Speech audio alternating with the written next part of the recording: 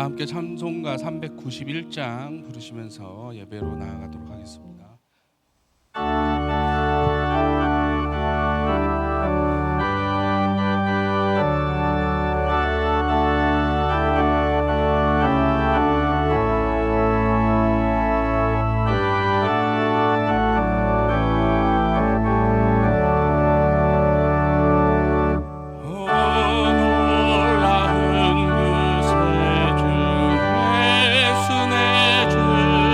잠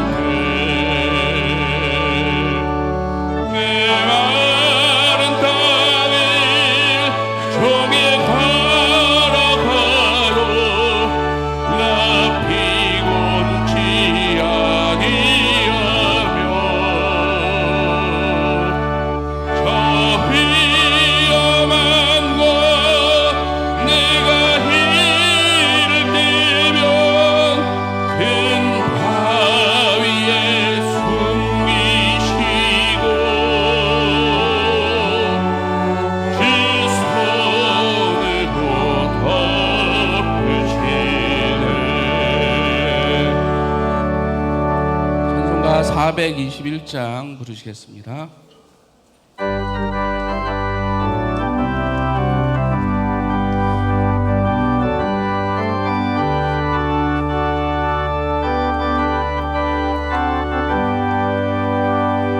내가 예수 믿고서 죄사함 받아 나의 모든 것 다 변했네. 지금 내가 가는 길 천국 길이요 주의 피로 내 죄가 씻겼네. 나의 모든 것 변하고 그 피로 구속받았네. 하나님은 나의 구원 되시오니 내게 정죄함 없겠네. 주님 말씀이 되사 어둠에 지니 나의 모든 것 다 변했네. 지금 내가 주 앞에 온전케 되면 주의 공로를 의지함일세. 나의 모든 것 변하고 그 피로 구속받았네. 하나님은 나의 구원 되시오니 내게 정죄함 없겠네. 내게 성령 임하고 빛으신 사람 나의 맘에 가득 채우며 모든 공포 내게서 물리치시니 내 맘 항상 주 안에 있게 돼. 나의 모든 것 변하고 그 피로 구속받았네. 하나님은 나의 구원 되시오니 내가 정죄함 없겠네. 가지고 계신 휴대폰은 예배를 위하여 묵음이나 진동으로 설정해 주시기 바랍니다. 찬양하라 내용어나 찬양하시겠습니다.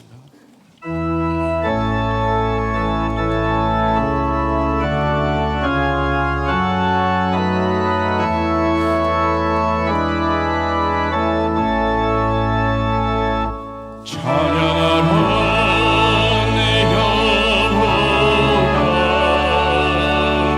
찬양하라 내 영혼아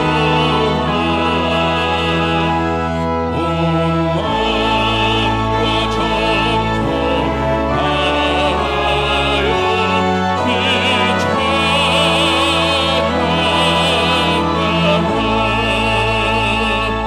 경배하라 내 영혼아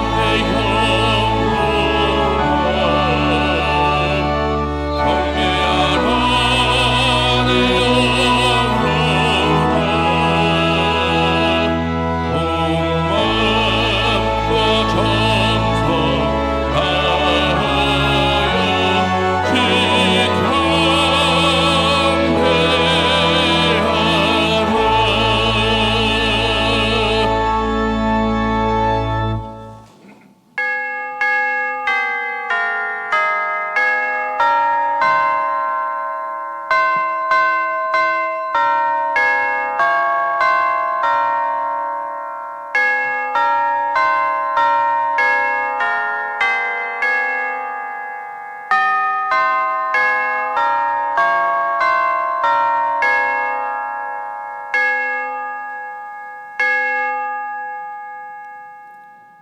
오라 우리가 여호와의 산에 올라가서 야곱의 하나님의 전에 이르자.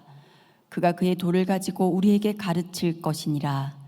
우리가 그의 길로 행하리라 하리니 이는 율법이 시온에서부터 나올 것이요 여호와의 말씀이 예루살렘에서부터 나올 것임이라. 하나님은 영이시니 예배하는 자가 영과 진리로 예배할지니라. 아멘.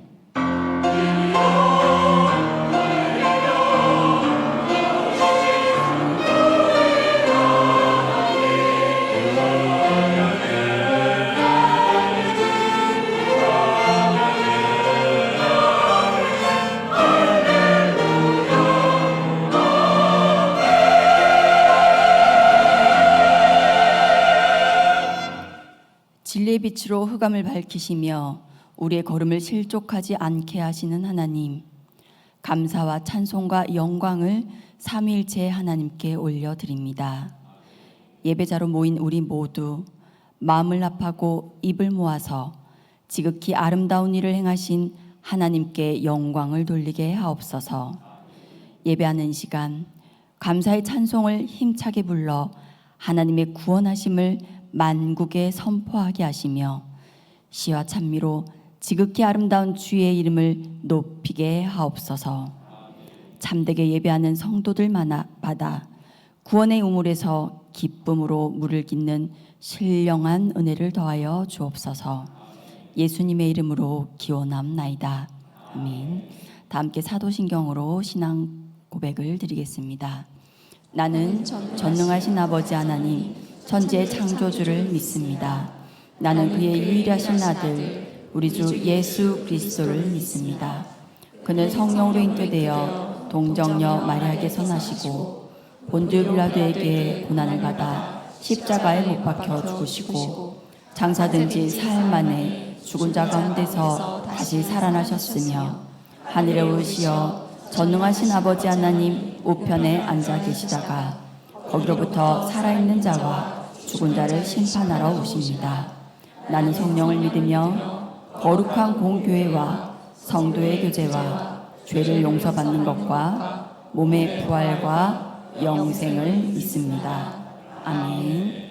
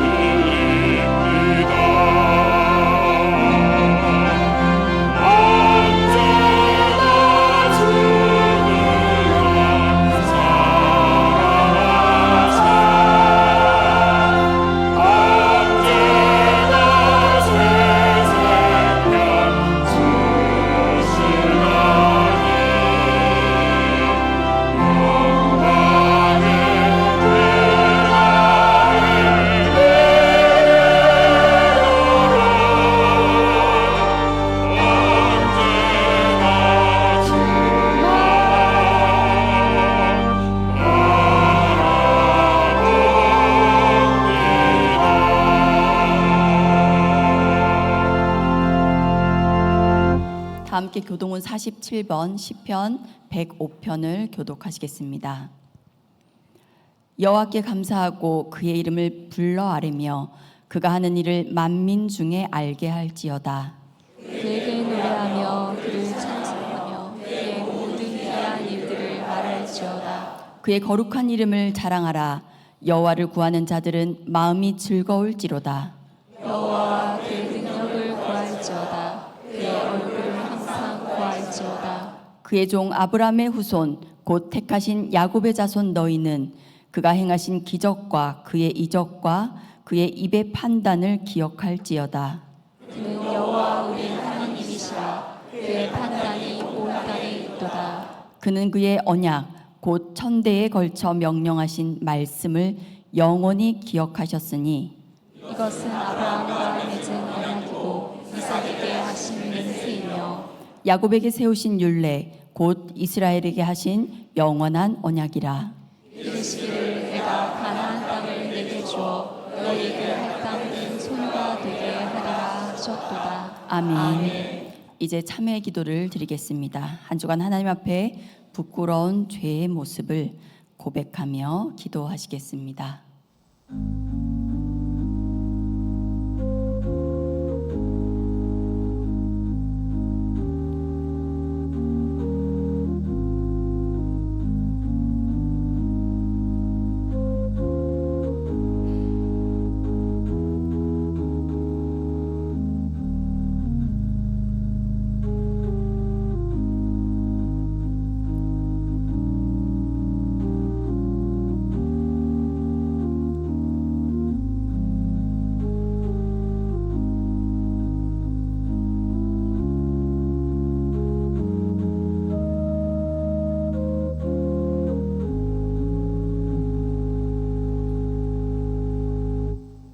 자기의 죄를 고백하는 성도들에게 하나님께서 이렇게 말씀하십니다. 여호와는 마음이 상한 자를 가까이 하시고 충심으로 통회하는 자를 구원하시는도다. 그의 모든 뼈를 보호하시며 그 중에서 하나도 꺾이지 아니하도다. 아멘. 이제 자리에 앉으셔서 찬송가 211장 다 함께 찬송하시겠습니다. 찬송 후에는 이우택 장로님께서 기도 인도하시겠습니다. 주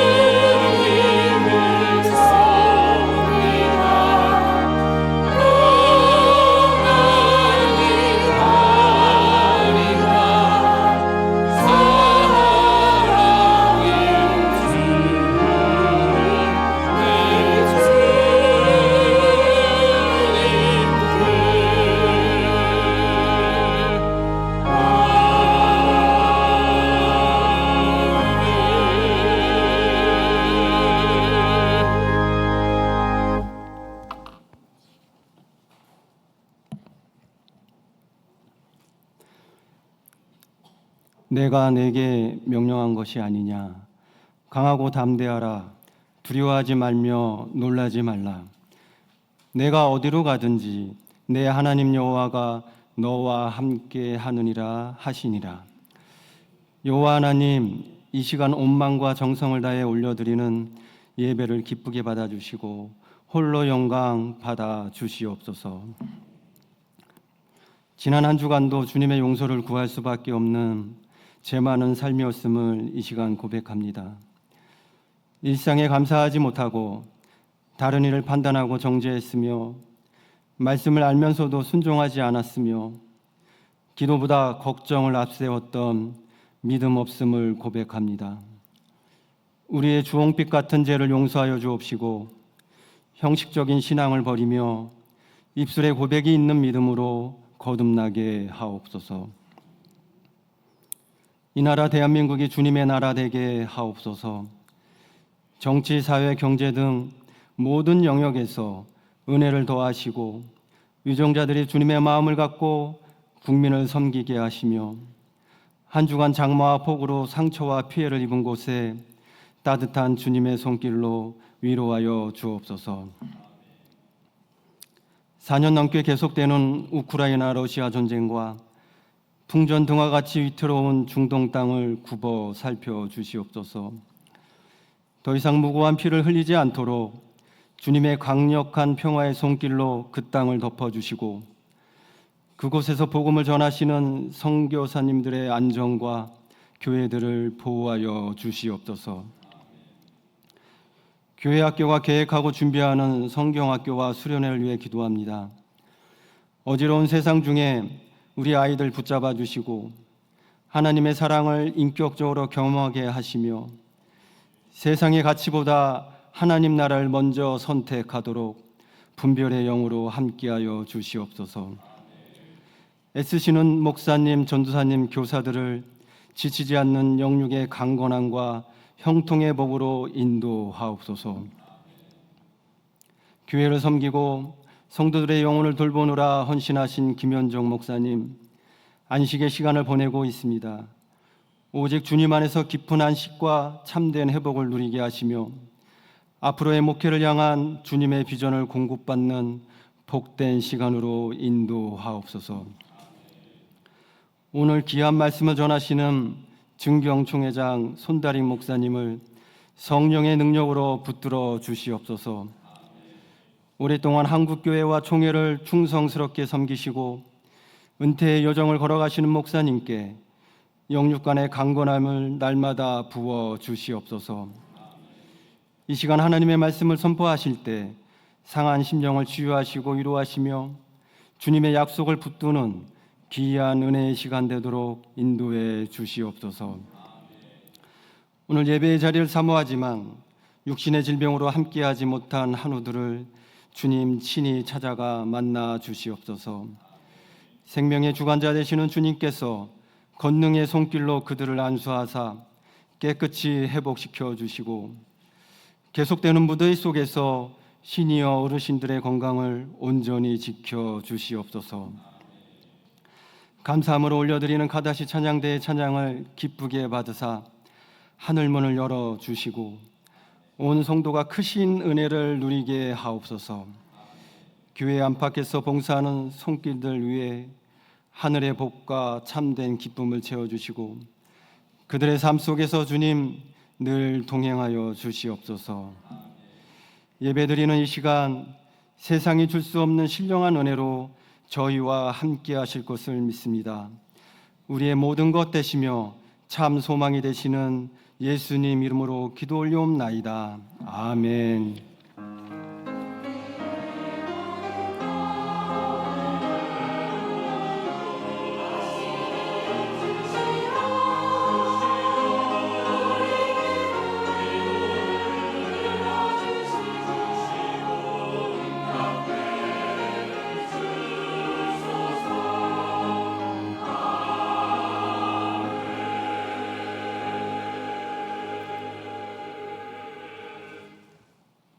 이 시간 하나님께서 우리에게 주시는 말씀은 레위기 2장 1절 2절 말씀입니다. 레위기 2장 1절 2절 말씀, 제가 가진 성경 구약 147면에 있습니다. 레위기 2장 1절 2절 말씀, 우리 한 목소리로 함께 읽도록 하겠습니다. 누구든지 소재의 예물을 여호와께 드리려거든 고운 가루로 예물을 삼아 그 위에 기름을 붓고 또 그 위에 유향을 놓아 아론의 자손 제사장들에게로 가져갈 것이요, 제사장은 그 고운 가루 한 움큼과 기름과 그 모든 유향을 가져다가 기념물로 제단 위에서 불사를 지니 이는 화제라, 여호와께 향기로운 냄새니라. 아멘. 시간 카다시 찬양대에서 찬양으로 영광 돌리겠습니다.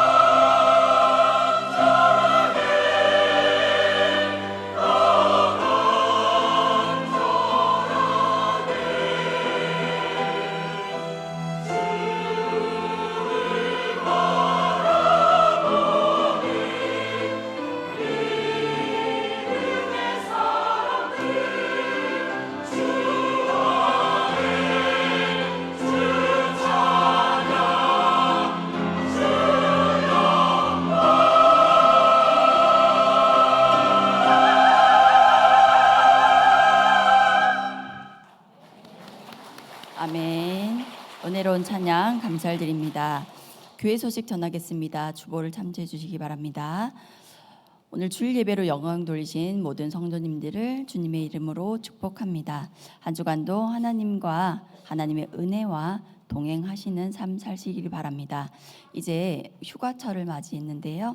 여러분들 오고 가시는 길 안전 운행하시고 또 즐겁고 행복하고 건강한 휴가 기간 보내시길 바랍니다.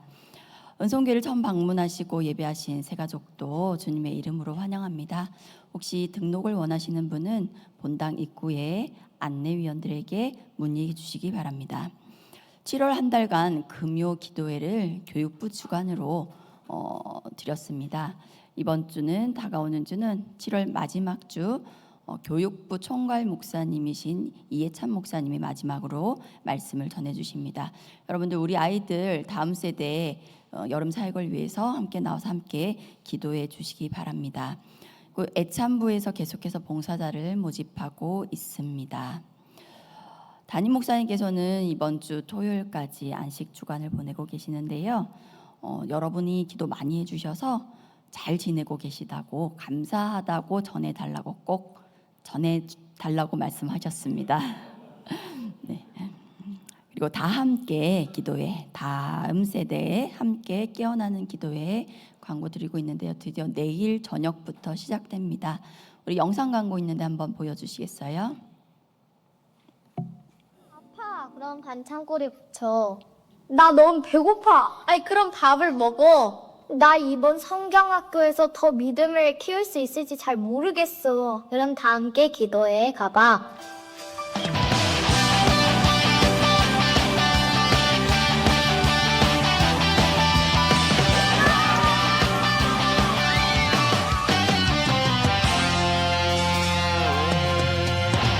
일어나라 주의 백성 빛을 발하라 주가 너의 영광으로 임하시리라 일어나라 주의 백성 빛을 발하라. 네, 내일부터 진행되는 다 함께 기도회에 우리 아이들을 많이 보내주시기 바랍니다. 그리고 주부에 있는 환호 명단들 보시고 계속해서 기도해 주시길 바랍니다. 이 시간에는 우리 교단 증경 총회장님이신 손다릭 목사님께서 향기로운 소재물처럼이라는 제목으로 말씀을 전해 주실 텐데요. 우리 환영과 감사를 담아서 박수로 맞이하겠습니다.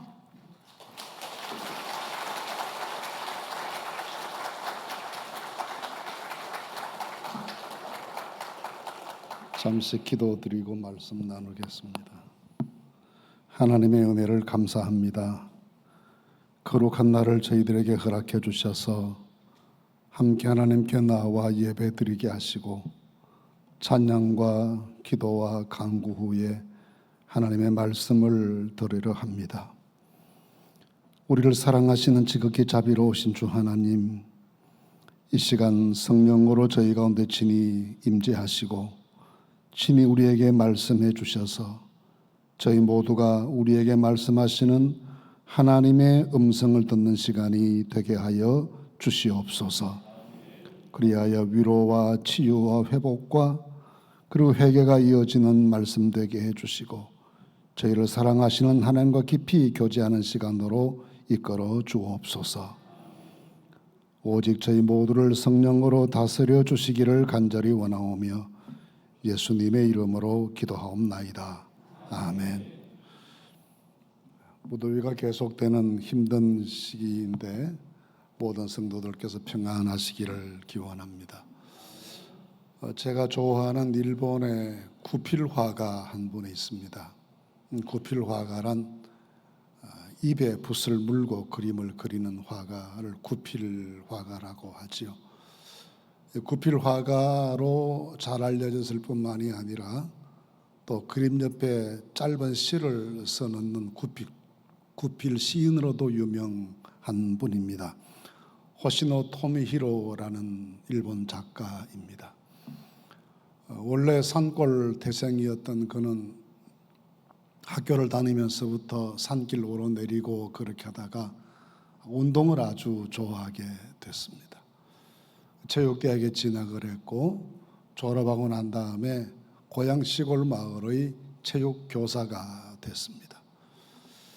체육교사가 되고 2달쯤 지났을 때 아이들에게 철봉 시범을 보이다가 낙상을 했습니다. 그래서 목 아래의 전신이 다 마비되는 중증의 장애인이 됐습니다. 젊은 나이에 하루 종일 병상에 누워서 천장만 쳐다보는 어려운 시기를 보내게 되었는데, 그런 힘든 시간을 보내면서 마음속에 세상에 대한 원망, 자기 운명에 대한 비관, 주변과 환경 모든 것에 대한 섭섭함, 이런 것들로 마음이 무척 힘들고 어려웠습니다. 몇 번이나 그만 살아야 되겠다 생각했지만 전신장애를 가진 사람이 죽는 것도 불가능했습니다. 시도를 여러 번 했지만 실패합니다. 그렇게 스스로도 자기의 삶을 버리려 했는데 이런 호시노 토미히로를 포기하지 않고 끝까지 격려하고 위로하고 위에서 눈물로 기도하신 분이 계셨습니다. 어머니셨습니다. 모든 사람이 아들의 미래에 대해서 절망을 말해도 어머니는 그렇게 할 수가 없었습니다. 병든 아들 몸을 붙잡고 기도하기를 매일처럼 애써 간구했습니다. 그런 어머니의 애절한 기도에 대해서 하나님께서 응답하셔서 드디어 아들이 마음을 열고 주님을 영접하게 됩니다. 주님을 영접하고 나니까 세상 사는 자세가 달라졌습니다. 이렇게 된 것에도 하나님의 뜻이 있다라고 생각했습니다. 아직 죽지 않았으니까 남아있는 이 몸으로 뭔가 할 수 있는 일을 해봐야 되겠다라는 생각을 했습니다. 그래서 생각한 것이 구필 화가가 되는 것입니다. 입에 붓을 물고 그림을 그리는 노력이 보통 화가가 하는 노력의 수십 배, 수백 배를 더해야 그림 하나 그릴 수 있지 않겠습니까? 그렇게 노력하고 또 노력해서 세상에 알려지기 시작했고, 그림 옆에 써넣는 작은 시 한 편 한 편들을 모아 책으로 출판했는데 밀리언셀러가 되어 세계적인 작가로 활동하게 됐습니다. 이런 그가 남긴 많은 시 가운데 어떤 바람이라는 제목의 짧은 시가 있습니다. 바람은 보이지 않지만 숲을 지나온 바람은 푸른 바람이 되고 꽃밭을 지나온 바람은 꽃바람이 된다. 방금 나를 지나간 바람은 어떤 바람이 되었을까? 라는 짧은 시입니다. 눈에 보이지 않는 바람이지만 숲을 지나오면 많은 사람들에게 시원함을 선물하는 푸른 바람이 되고, 꽃밭을 지나온 바람은 꽃향기 풍기는 꽃바람이 되는데, 나를 스쳐가는 바람은 내 주변 사람들에게 향기였을까, 악취였을까? 라는 시입니다.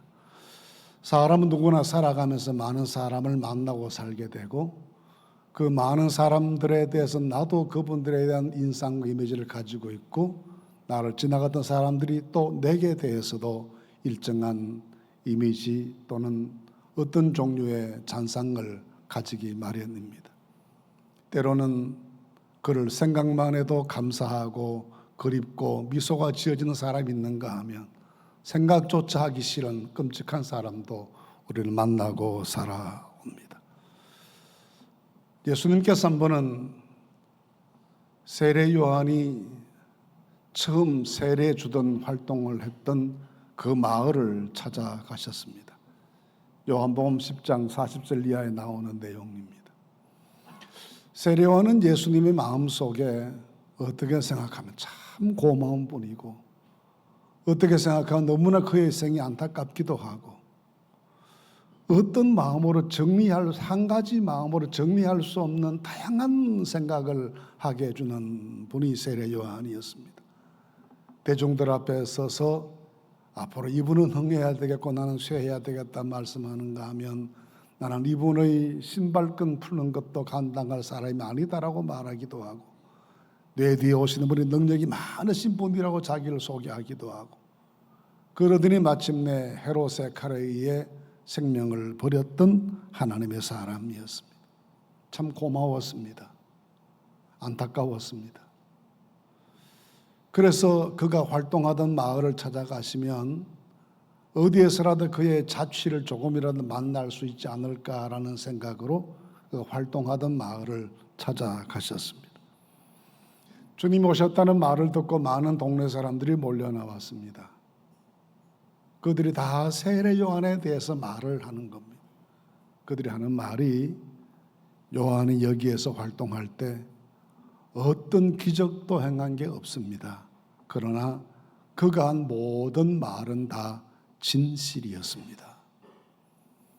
사람들을 깜짝 놀라게 할 만큼 기적을 행하고 산 사람은 아니지만 한마디 한마디 남겼던 모든 말들이 다 진실이었습니다.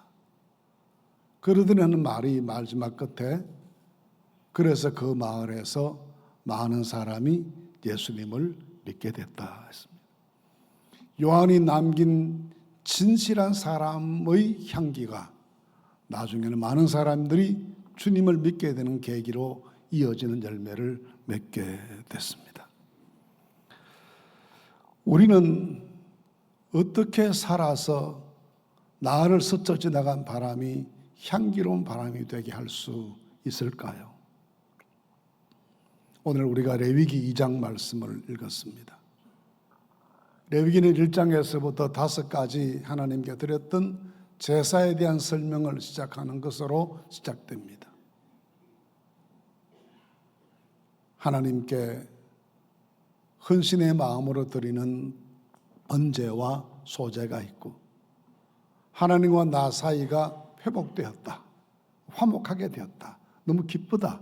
그래서 드리는 화목제가 있고 다른 사람에게 유명의 피해를 끼쳤을 때 회개하는 마음으로 드리는 속건제가 있었고 내 죄를 속해 주시기를 바라며 드렸던 속죄제가 있었습니다. 그 모든 제사들 가운데 첫 번째 제사가 번제이고 두 번째 제사가 소제입니다. 이 번제와 소제는 똑같이 하나님께 드리는 헌신 제사의 의미가 있었습니다. 우리를 하나님께 바칩니다라는 거죠. 차이점은 번제는 동물을 제물 삼아 바쳤고 소제는 곡식을 제물로 바쳤습니다. 근데 의미는 똑같았습니다. 그런데 1장과 2장 말씀에 보시면 똑같이 반복해서 나타나는 표현이 있습니다. 이렇게 해서 번제를 바쳤는데 이렇게 소제를 바쳤는데 이것이 여호와께 향기로운 냄새였다 하는 겁니다. 상상해 보십시오. 동물의 몸을 불태워 바쳤을 때 향기가 풍겼겠습니까? 곡식가루를 불태웠을 때 향기가 났겠습니까? 향기이기보다는 오히려 악취에 가까운 냄새가 나지 않았겠습니까? 그런데 성경 말씀은 이것이 하나님께 향기로운 냄새였다라고 말씀합니다. 로마서 12장 1절 말씀에 이런 말씀이 있습니다. 그러므로 형제들아 내가 하나님의 모든 자비하심으로 너희를 권하노니 너희 몸을 하나님이 기뻐하시는 거룩한 산 제물로 바쳐라. 이것이 너희가 드릴 영적 제사다. 영적 예배이다 했습니다. 우리 몸을 산 제물로 바치라고 합니다. 그렇다고 해서 그 말씀이 정말 우리 사람의 육신이 종교적인 제물 된다는 의미는 아니지 않겠습니까? 성경 어디를 보더라도 사람의 육신을 종교적 제물로 삼는 것에 찬성하는 구절이 한 구절도 없습니다. 구약시대에 몰렉교라는 몰렉 종교가 있었습니다. 원래 요단강 동편의 모압과 암몬 사람들이 가졌던 종교인데 이스라엘에도 넘어왔습니다. 구리로 된 큰 신상을 만들어 놓고 그 밑에 아궁이에서 불을 지피면 구리로 된 신상이 내가 금방 시뻘겋게 달아오르겠죠. 거기에 어린 자식들을 안겨서 불태워 제물로 바치는 끔찍한 제사였습니다.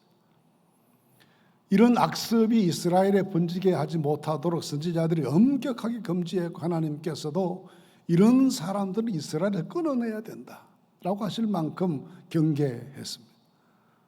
하나님은 사람의 육신이 종교적 제물되는 걸 원치 않으십니다. 그럼 이 구절에 대한 해석은 내 몸이 관계되어지는, 내 육신이 관계되는 생활 전체, 내 살아가는 삶의 내용 전체가 사는 것이 예배이고 생활이 제사가 되는, 그렇게 살아야 그것이 하나님께서 기쁘게 받으시는 영적 제사요, 영적 예배라는 말씀입니다. 그렇다면 이 소재가 하나님께 향기롭다라고 하는 말씀도 비슷하지 않겠습니까? 어떤 정신, 어떤 신앙 생활을 해야 하나님께서 기쁘게 받으시는 향기로운 소재물과 같은 삶을 살아갈 수 있을지, 그것이 오늘 여러분과 함께 생각해 보고 싶은 말씀의 내용입니다. 말씀드린 것처럼 동물을 태우는 냄새도, 곡식을 태우는 냄새도 향기롭지는 않을 터인데 향기로워질 수 있는 길을 오늘 본문에서 가르쳐 주십니다. 첫째 말씀에 보시면 1절 말씀에 누구든지 소재의 예물을 여호와께 드리려거든 고운 가루로 예물을 삼아 했습니다. 곡식을 통할채 하나님께 바치는 것이 아니라 그 곡식이 밀이든지 보리든지 간에 갈아서 고운 가루를 만들어서 하나님께 바쳐야 된다라는 것이 소재의 첫 번째 규정입니다. 곡식이 가루가 돼야 된다는 말씀 속에 어떤 의미들이 포함되어 있겠습니까? 혹 어떤 분들은 곡식보다 가루가 되면 아주 부드러워진다. 그래서 성도의 삶은 항상 온유하고 겸손하고 좀 부드러워야 된다. 너무 거칠고 모나고 자극적이면 하나님께 영광되지 않고 자기 마음도 불편할 수 있으니까 항상 가루처럼 부드러운 온유한 섬세한 그런 성도들이 되어야 된다는 것을 의미한다고 했습니다. 실제로 성경은 온유한 것에 대해서 많이 강조하지 않습니까? 둘째로 이 가루가 된다는 말의 의미를 또 어떤 사람들은 가루가 되어서 반죽하면 잘 뭉쳐지니까 연합, 하나됨, 그것을 의미한다라고도 설명합니다.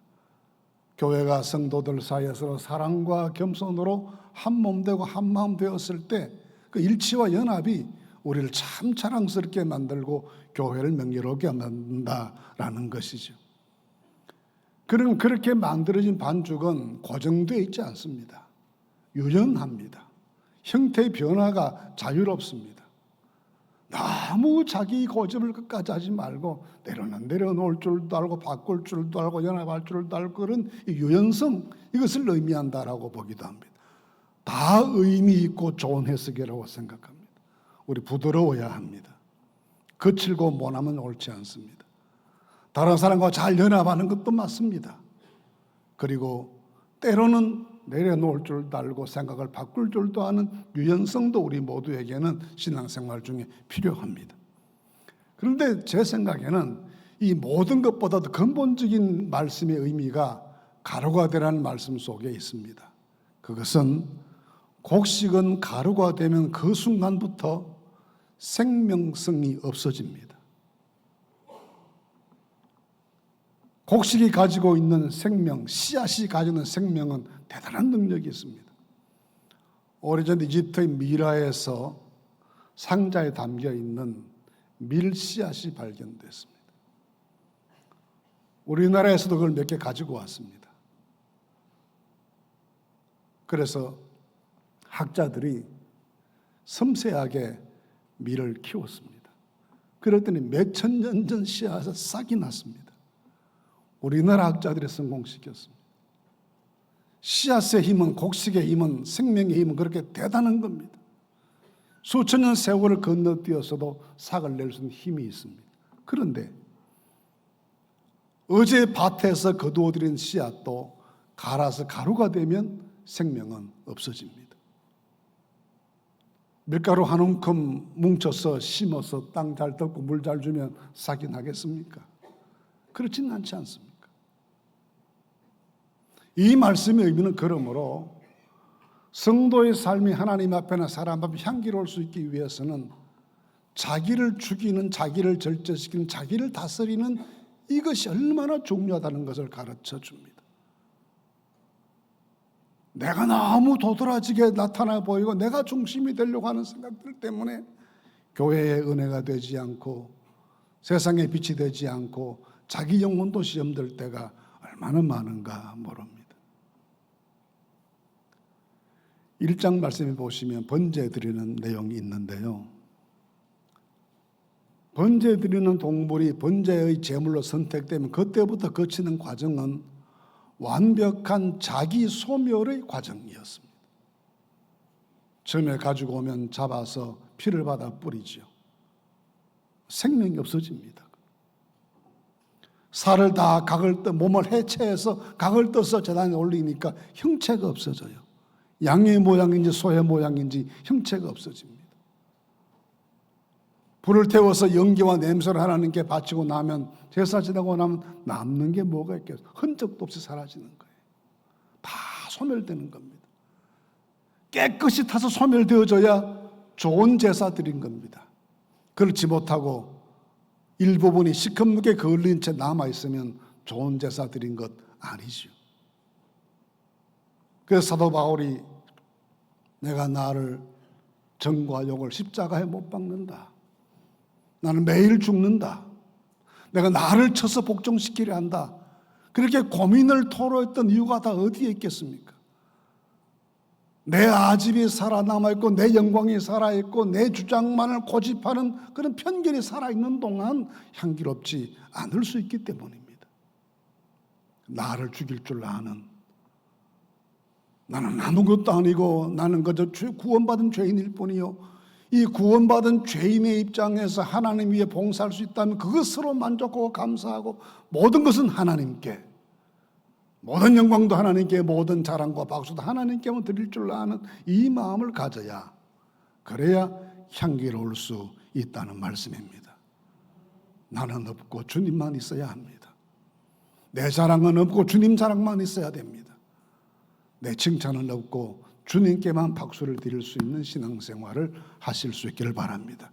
그것이 가루가 되는 사람입니다. 둘째는 그 다음 말씀 보시면 그 위에 기름을 붓고 그 위에 유향을 놓아 했습니다. 아무리 노력해도 곡식가루 태우는 냄새만 가지고 향기롭지 않으니까 여기에 유향도 넣고 기름도 넣어서 태우면 향기로운 냄새가 난다는 겁니다. 사람은 참 대단한 존재이지만 하나님 앞에서는 인간의 것만 가지고 자랑할 수도 없고 사람의 것만 가지고 세상을 바꿀 수도 없는 겁니다. 아무리 노력하고 애를 쓰고 몸부림을 쳐봐도 사람은 사람일 뿐입니다. 오래전에 제가 어려서 보았던 미국 TV 드라마 가운데 뿌리라는 제목의 연속극이 있었습니다. 저희 나이 또래 사람들은 다 봤습니다. 알렉스 헨리라는 미국 작가가 쓴 소설인데 미국의 아프리카에서부터 잡혀왔던 흑인 노예들이 어떻게 미국에 정착하는가라는 과정을 보여주는 주인공이 킨타쿤테라는 소년입니다. 하루 냇가에서 목욕을 하는데 엄마가 지켜봅니다. 목욕하던 킨타쿤테가 돌멩이 하나 집어들더니 막 팔을 문질릅니다. 팔이 터져서 피가 납니다. 가슴팍을 막 문지릅니다. 가슴을 찢어서 피가 하러 강물이 붉게 물듭니다. 놀란 어머니 뛰어와서 아이들을 말립니다. 왜 이러냐 왜 이러냐. 그때 킨타쿤테 울면서 엄마에게 하는 말이 있습니다. 엄마, 이 검은 피부 벗겨지면 흰 피부 나오겠지요? 그러나 검은 피부 벗겨진다고 해서 미안하지만 흰 피부 나오는 건 아닙니다. 표범이 그 얼룩을 지울 수 없는 것처럼 사람은 사람의 범주를 벗어날 수가 없습니다. 사람의 노력만 가지고 하나님께 영광이 되거나 사람의 정성만 가지고 그것이 인생을 향기롭게 만들 수는 없는 겁니다. 곡식을 태워서 향기가 나오지 않는 것처럼, 그래서 여기에 기름을 붓고 유향을 놓으라고 하셨습니다. 기름은 무엇의 상징입니까? 성령의 상징입니다. 유향은 무엇의 상징입니까? 기도의 상징입니다. 사람이 참 부족하기 때문에 온갖 지식을 다 가지고 있고 온갖 노력을 다 하고 자기 일생을 헌신적으로 그렇게 산다 하더라도 그런 사람의 것만 가지고 이웃을 구원할 수 있는 건 아니기 때문에 성령 충만받고 기도도 많이 하라는 겁니다. 그래야 향기로워질 수 있다는 겁니다. 여러분, 성령님은 우리에게 바른 믿음을 가질 수 있도록 깨우쳐 주시고 인도해 주십니다. 성령님은 우리에게 의로운 믿음의 길로 걸어갈 수 있는 지혜와 능력을 얻게 하십니다. 성령은 날마다 우리에게 세상의 것을 분별해낼 줄 알고 그 그릇된 것들을 배척할 줄 아는 지혜로운 판단력도 가지게 하십니다. 그래서 성령에 감동된 사람은 향기로운 삶을 살아갈 수가 있게 되는 겁니다. 브루노라는 신학자가 소크라테스는 소크라테스처럼 죽었고 예수님은 예수님처럼 죽었다라는 말을 했습니다. 소크라테스의 죽음이 아무리 위대한 사람의 죽음처럼 보일지라도 그의 죽음을 가지고 세상을 구원하거나 사람의 영혼에게 생명을 줄 수는 없는 것 아닙니까? 예수님은 다르다. 인간의 한계입니다. 우리 모두가 철저하게 자신의 연약함과 한계를 인정하고 나로서는 할 수 있는 것 없기 때문에 오직 주님만 의지합니다. 성령의 충만함을 주옵소서 하고 간절히 기도할 줄 아는 성령과 기도의 사람이 될 수 있을 때 우리 삶을 향기롭게 만들어주시는 주의 역사가 함께할 줄로 믿습니다.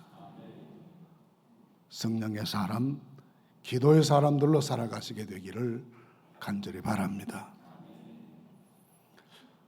오래전에 제가 전라남도 보성에 있는 어느 교회에 가서 집회를 한 적이 있습니다. 그때는 요즘은 다 그렇게 하지 않던데요. 그때는 집회를 하면 새벽에도 하고 낮에도 하고 밤에도 하고 그랬잖아요. 낮 시간 마치고 식사하고 쉬고 있는데 장로님이 찾아오셨어요. 뭐 하십니까? 쉬고 있습니다. 그럼 자기랑 어디 구경을 가재요. 어디 갔냐 그랬더니 보성에 유명한 것이 녹차밭인데 녹차밭 구경을 가자고 따라 나섰습니다. 나가보니까 녹차밭 구경시키기보다는 이분이 그때 에쿠스라는 승용차가 처음 나올 때인데 그 새 차를 사셨어요. 그 새 차를 나한테 자랑하고 싶은. 그 정말 타보니까 아직 비닐도 다 뜯지 않고 그 새 차에서 나오는 특이한 그 냄새 있잖아요. 그 냄새가 아직 빠지지도 않는 새 차인데 저를 옆에 태우고 장로님이 근사한 폼으로 운전을 하면서 녹차밭을 향해 갔습니다. 큰 도로에서 녹차밭으로 좁은 길로 들어가는 중간쯤마다 차가 서버렸습니다. 장로님 차가 이 새 차가 왜 이렇게 좋다고 자랑은 하더니 왜 이렇게 섰습니까? 이렇게 해보시다가 아이고 큰일 났네, 깜빡 잊어버렸습니다. 기름 넣는 걸 잊어버려가지고 연료가 바닥이 났다는 거, 소위 말하는 앵꼬가 됐다는 거. 그러니까 저보고 제안을 하시는 거예요. 목사님, 요 밑에 읍내에 가면 주유소가 있는데 가서 휘발유를 사올래요. 여기서 차를 잘 지키실래요? 여러분 같으면 뭘 선택하시겠어요? 아이고 똑똑하네. 그래서 제가 내가 어려서부터 차를 잘 지켰습니다. 그래서 차를 잘 지킬 테니 장로님 휘발유 사러 갔습니다. 차를 지키고 얼마나 내가 지혜로운 판단과 결정했는지에 대해서 회심의 미소를 짓고 있는데 조금 있으니까 앞에서 차가 오죠. 뒤에서 차가 올라오죠. 좁은 산길에 이 큰 차가 가운데를 탁 막고 있으니까 오도 가도 못한 상황이 된 겁니다. 앞에서 빵빵, 뒤에서 빵빵 난리가 났습니다. 그들은 어떤 저는 산비탈을 막 넘어지도 이렇게 해서 지나가는데 그냥 지나가면 좀 좋아요. 딱 지나갈 때 문을 내리더니 욕을 하기 시작하는데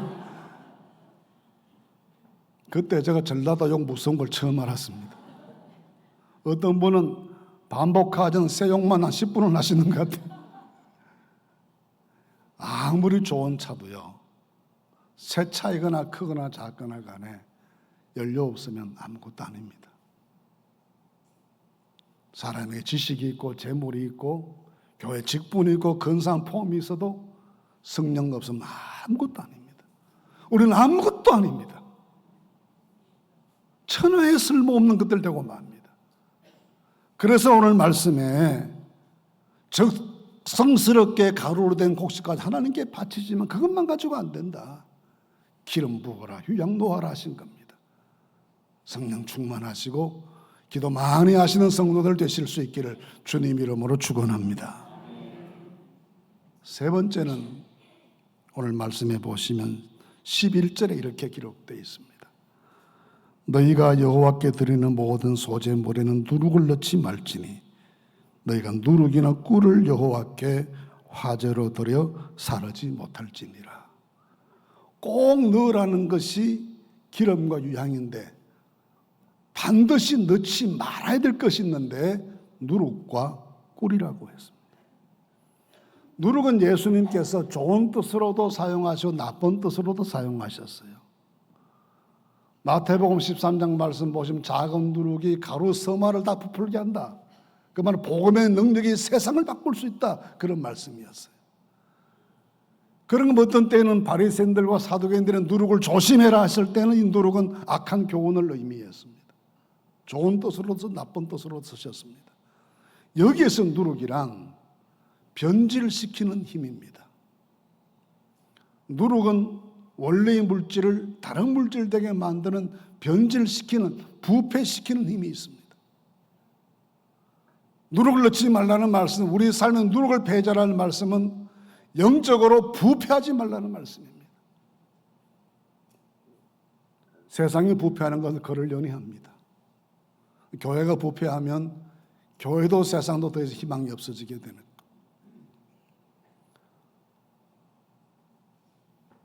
여름철에 음식이 부패하기 쉽지요. 겨울에 음식을 얼지 않게 지키려는 노력만큼 겨울에는 변질시키지 않기 위해 노력해야 합니다. 근데 어떤 음식이 썩을 때 제일 냄새가 지독하던가요? 영양가가 높은 음식일수록 썩을 때 냄새가 지독합니다. 시래기 썩는 냄새는 별것 아닙니다. 고기 썩는 냄새는 지독합니다.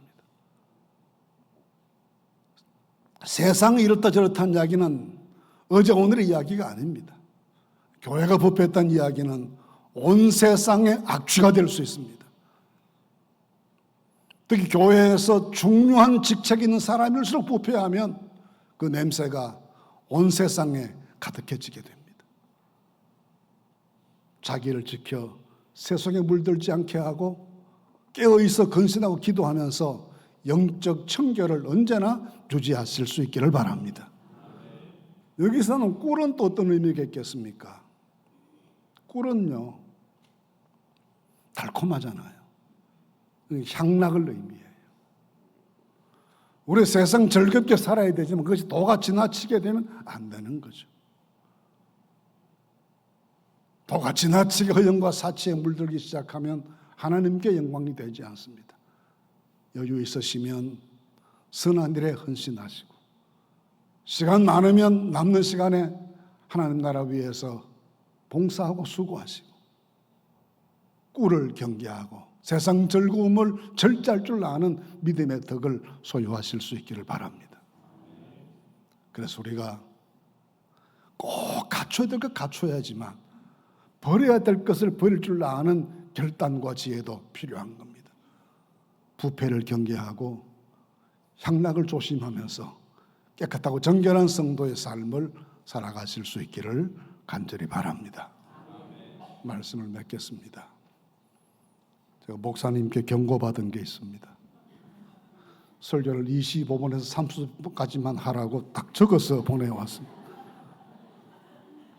30분은 조금 넘어갔는데 일러주지 마세요. 정리해 보겠습니다. 우리 모두 가루가 됩시다. 자기를 죽일 줄 아는 가루가 됩시다. 기도 많이 해서 성령 충만합시다. 그리고 변질되지 말고 향락에 빠지지 말고 경건한 신앙생활 이어가십시다. 그리하여 향기로운 성도, 향기로운 교회 되시기를 주님 이름으로 축원합니다. 기도하겠습니다. 거룩하신 하나님,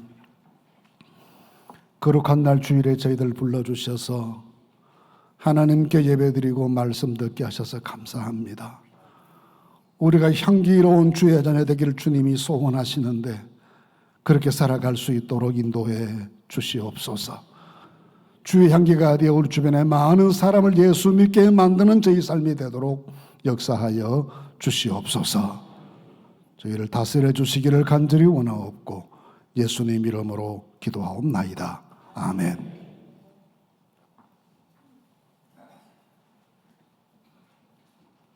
이제 다 같이 일어나셔서 함께 축복하시겠습니다. 우리 앞뒤 좌우로 인사하실 때 이렇게 인사하실까요? 향기로운 성도, 향기로운 교회가 됩시다. 향기로운 성도, 향기로운 교회가 됩시다. 네, 한 번 더 인사 나누실 때는요, 짧고 강렬하게 가루가 됩시다. 가루가 됩시다. 가루가 됩시다. 네. 이제 결단의 찬송 부르신 후에 손다림 목사님께서 봉헌 기도와 축도해 주신 후 예배를 마치도록 하겠습니다.